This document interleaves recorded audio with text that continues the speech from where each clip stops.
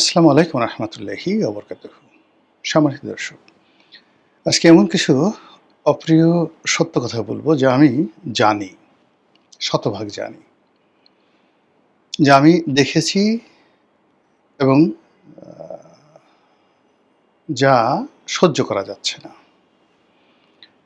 এবং যে বিষয়গুলো আপনাদের জানানো উচিত, আমাদের প্রচলিত মিডিয়াগুলো যে বিষয়গুলো জানাতে পারছে না। তাদের সে সাহস নেই। কিন্তু এই বিষয়গুলো খোলামেলাভাবে, এমনকি টু দি পয়েন্টে নাম বলে এই কথাগুলো বলার সামর্থ্য আমার আছে, শক্তি আমার আছে আল্লাহর মেহেরবানিতে, সাহস আমার আছে এবং আমি মনে করি এই কথাগুলো বলা আমার জন্য ফরজে আইন। প্রথমত হলো যে আমাদের রাজনীতির একটা ভয়ঙ্কর যে চিত্র এই মুহূর্তে, সেটা হলো মুনাফিকি। আপনারা যা কিছু চারিপাশে দেখছেন, এর একটা বিরাট অংশ মুনাফিকি। মুনাফিক বা হিপোক্রেসি কাকে বলে আপনি সেটা বুঝতে পারছেন। যে যা না সে সেটা দেখানোর চেষ্টা করছে। ভণ্ড অলি আল্লাহ হওয়ার চেষ্টা করছে, অলি আল্লাহদেরকে ভণ্ড বানানোর চেষ্টা করা হচ্ছে। যে লোক নির্বোধ বেকুব সে ভাইস চ্যান্সেলর হওয়ার চেষ্টা করছে। যে লোক ক লিখতে ৩টা কলম ভাঙে সে হঠাৎ করে সক্রেটিসের মতো দার্শনিক হয়ে পড়েছে। যে লোক রাজনীতির বোঝে না সে আব্রাহাম লিঙ্কনের আব্বা হয়ে গেছে। যে লোক যুদ্ধবিদ্যা সম্পর্কে যার কোনো ধারণা নাই সে জুলিয়াস সিজারের টিচার হয়ে গেছে। যে লোক অর্থনীতি বুঝে না সে বিরাট পণ্ডিত হয়ে গেছে। অর্থব্যবস্থার চাণক্যের বাবা, চাণক্য মানে পৃথিবীর সর্বকালের সেরা, মানে যে কজন অর্থনীতিবিদ রয়েছেন সর্বকালের 10,000 বছরের মধ্যে, তাদের মধ্যে প্রধানতম ব্যক্তি চন্দ্রগুপ্ত মৌর্যের অর্থমন্ত্রী চাণক্য। এবং তার যে অর্থশাস্ত্র, তার যে অর্থব্যবস্থা ভারতবর্ষে, অর্থাৎ আলেকজান্ডারের পরপরে, অর্থাৎ খ্রিস্টের জন্মের প্রায় 300 বছর আগে, তখন প্রায় 50 লক্ষ বর্গ কিলোমিটার ছিল সম্মিলিত চন্দ্রগুপ্ত মৌর্যের ডাইনেস্টি, সাম্রাজ্যের আয়তন। এখন ভারতের হলো 36 লাখ বর্গ কিলোমিটার, মানে ভারতের 2.25 গুণ বা 1.5 গুণ। সেই সাম্রাজ্যের অর্থমন্ত্রী এবং প্রধানমন্ত্রী চাণক্য। এখন আমাদের দেশে এরকম অনেক লোক আছে যে জীবনে চাণক্য পড়েনি, জানে না, কিচ্ছু জানে না, সে এখন চাণক্যের আব্বা হয়ে অর্থনীতির গুরু হয়ে বসেছেন।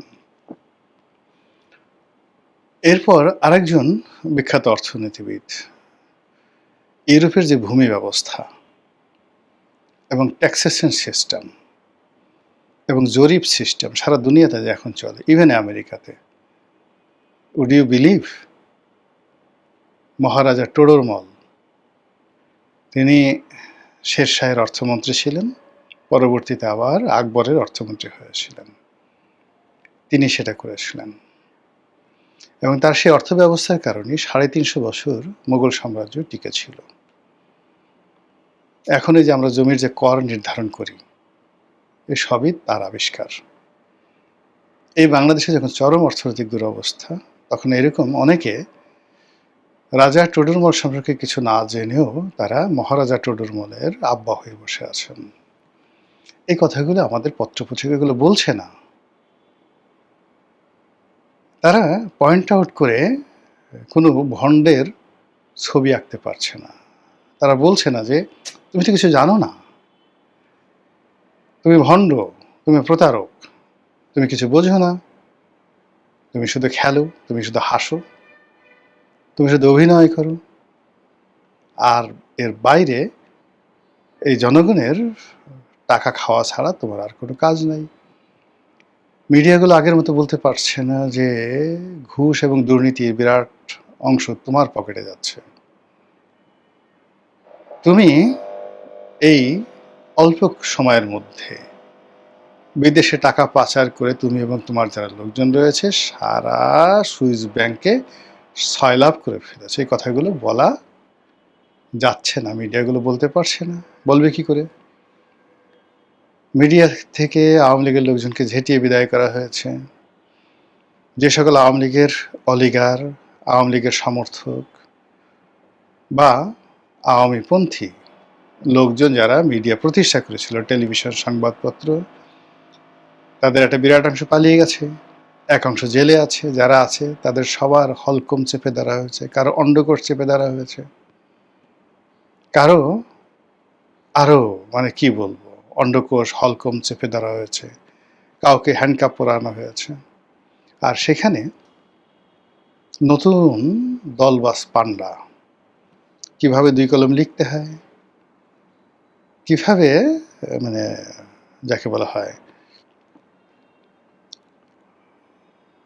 একটা সংবাদ তৈরি করতে হয়, কিভাবে সরকারকে সেভ করতে হয়, কিভাবে সরকারের বিরোধিতা করতে হয়, কিভাবে শেখ হাসিনার বিরুদ্ধে ন্যারেটিভ তৈরি করা যায়, এই জিনিসগুলোর সরিয়া ABCD জানে না।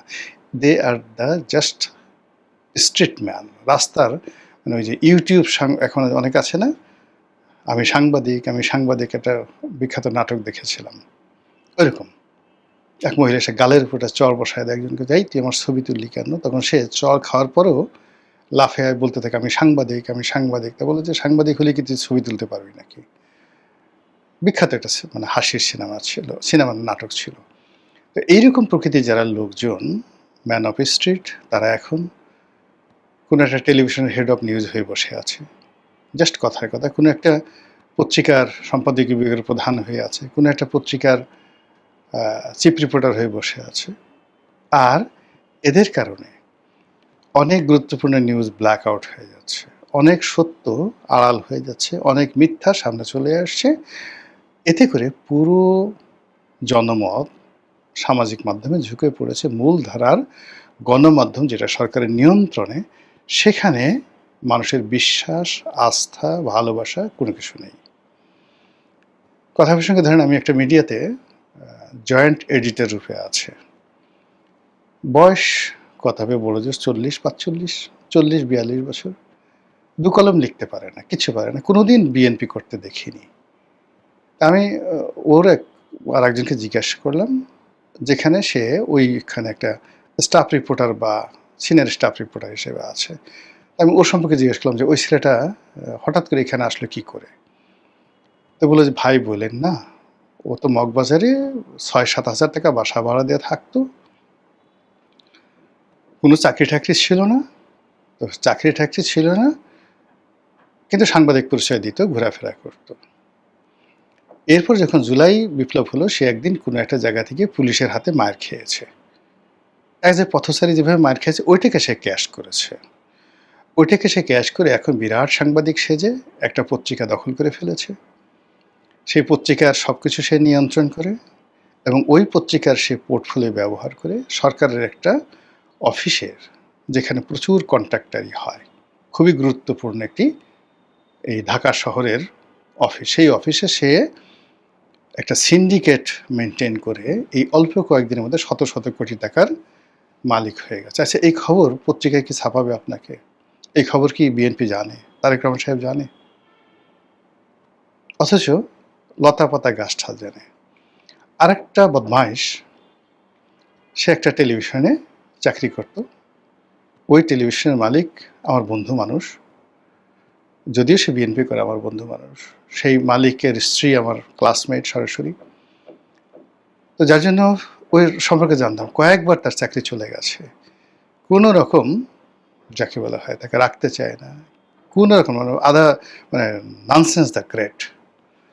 তো সেই ননসেন্সটা একটা অনুষ্ঠান উপস্থাপনা করত এবং আমি সে অনুষ্ঠানে ছিলাম। তো আমি বললাম যে এই যে দেশের যে অবস্থা, আওয়ামী লীগ জামানায় 2016 বা 17 সনে, আমি বললাম দেশের যে অবস্থা, আপনি যে এত বড় বড় মানে আমরা তো কথা বলছি, আপনাকে যদি শেখ হাসিনার তো দূরের কথা, তার সেক্রেটারির দূরের কথা, আপনি কি শেখ হাসিনার একটা পিয়ন ড্রাইভারের বিরুদ্ধে একটা টু শব্দ করার ক্ষমতা আপনার আছে?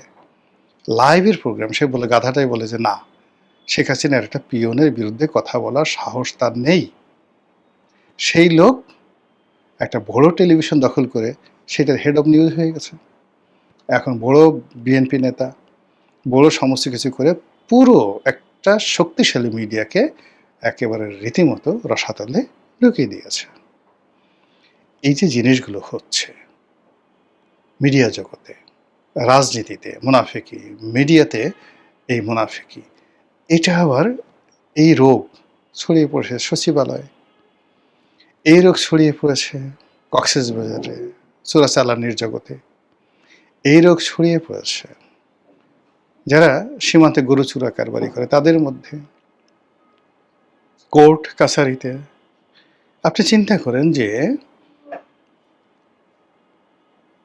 সরকারি অফিস মানে হাইকোর্টের বিচারপতির রায় নকল করে অ্যাটর্নি জেনারেলের অফিসের লোকজন কোটি কোটি টাকা চুরি করেছে এবং সেতে তাদের বিরুদ্ধে স্বয়ং অ্যাটর্নি জেনারেলকে পদক্ষেপ নিতে হয়েছে। দুর্নীতি কোথায় চলে গেছে? এই সমস্ত দুর্নীতিবাজরা আবার এই নিজেদের টাকা ভাগাভাগি করার জন্য মারামারি করছে, কাটাকাটি করছে, একে অপরকে ঘুষি দিয়ে নাক ফাটিয়ে ফেলছে এবং সেটা নিয়ে কোর্ট কাছারির ভিতরে বাইরে নানা রকম মুখরোচক আলাপ আলোচনা হচ্ছে। এগুলো তো মিডিয়াতে আসছে না, এগুলো নিয়ে কেউ কথা বলছে না। আর এরকম পরিস্থিতি যখন তৈরি হয়ে যায় তখনই পর্দার আড়ালের যে গোখরা সাপগুলো, ঘরের মধ্যে যে ছোট ছোট গর্ত রয়েছে সেই গর্তের মধ্যে লুকিয়ে থাকা গোখরা সাপগুলো ফোঁস ফাঁস করতে থাকে এবং একটু সুযোগ পেলে বের হয়ে সবল দেয়। ফলে শেখ হাসিনা চলে গেছে, আমরা যারা বগল বাজিয়েছিলাম। আবার ডক্টর মোহাম্মদ ইউনূস চলে গেছেন, আমরা যারা বগল বাজিয়েছিলাম। এখন আমাদের বগলের মধ্যে বড় বড় ফোড়া হয়ে গেছে, বাজানো তো দূরের কথা, বগলটা যে চেপে রাখবো সেই অবস্থা নেই। হাত দুটো মানে যেভাবে পাখি উড়াল দেওয়ার জন্য পাখা দুটো মিলে থাকে, এখন আমাদের বহু মানুষের বগলে এরকম বড় বড় ফোড়া হয়েছে। ফলে আমরা দুই হাত উঁচু করে, মানে আপনার যেভাবে বিসি চেপে ধরলে, অন্ডকোষ চেপে ধরলে মানুষ আত্মসমর্পণ করার জন্য হাত উপরে তুলে দুই হাত এভাবে তুলে দেয়, বা আপনি সিকিউরিটি ক্লিয়ারেন্সের জন্য দুই হাত আপনি যেভাবে মেলে ধরেন, এইভাবে লক্ষ লক্ষ মানুষ, নিরীহ মানুষ যারা বগল বাজিয়েছিল তাদের বগলের মধ্যে বিষ ফোড়া হয়ে গেছে। এখন তারা দুই হাত মানে দুই দিকে মেলে হাঁটাচলা করছে। কারো কারো কুস্কিতে ফোড়া হয়েছে। তাহলে কুস্কিতে ফোড়া হলে কি অবস্থা হয় বুঝেন, কীভাবে চ্যাগায় ব্যাগায় হাঁটে। ওইরকম অবস্থা হয়ে গেছে এখন ভুক্তভোগী সাধারণ আমজনতার। এরকম একটা দুর্বৃত্তর সময়, দুর্বোধ্যর সময়, দুর্বৃত্তপনার এই দেশে আমি মনে করি সত্য কথা বলা, মানুষকে সত্য বিষয় জানানো এবং সমাজে যা কিছু হচ্ছে সেই বিষয়গুলো তথ্য প্রমাণ সুনির্দিষ্টভাবে আপনার কাছে রাখুন, কিন্তু শত্রুতা না করে বলতে থাকুন। এটা ফরজে আইন। আপনার জবানের এটা শুকরিয়া, আল্লাহ যে আপনাকে জবান দিয়েছে, আল্লাহ যে আপনাকে বুদ্ধি দিয়েছে, এবং এই কাজগুলো যদি আপনি না করেন, বিশ্বাস করেন কিয়ামতের ময়দানে আপনাকে জবাবদিহি করতে হবে।